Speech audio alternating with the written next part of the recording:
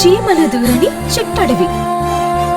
దానిలోని ఒక రాజకుమారుడు గుర్రం మీద పెద్ద కత్తి పట్టుకుని వచ్చాడు. ఆగు మంగ, చీమలు కాకులు దూరని అడవిలోకి రాజకుమారుడు ఎలా వచ్చాడు? అబ్బా, నీ లాజిక్లతో చచ్చిపోతున్నాను. నీకు కథ చెప్పడం కూడా కష్టమే.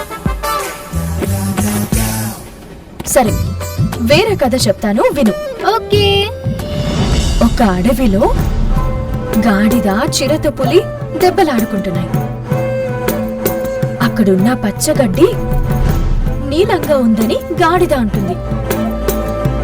గడ్డి పచ్చగా ఉందని చిరుతపులి అంటుంది. ఇలా లాభం లేదని రెండూ కలిసి సింహం దగ్గరికి వెళ్ళాయి.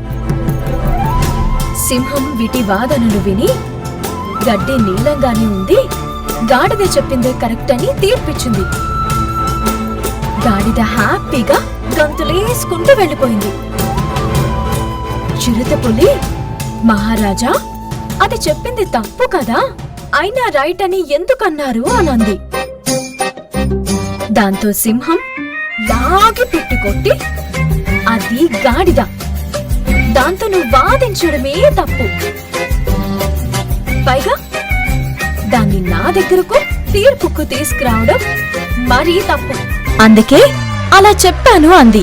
చిరుతకు తన తప్పేంటో తెలిసింది.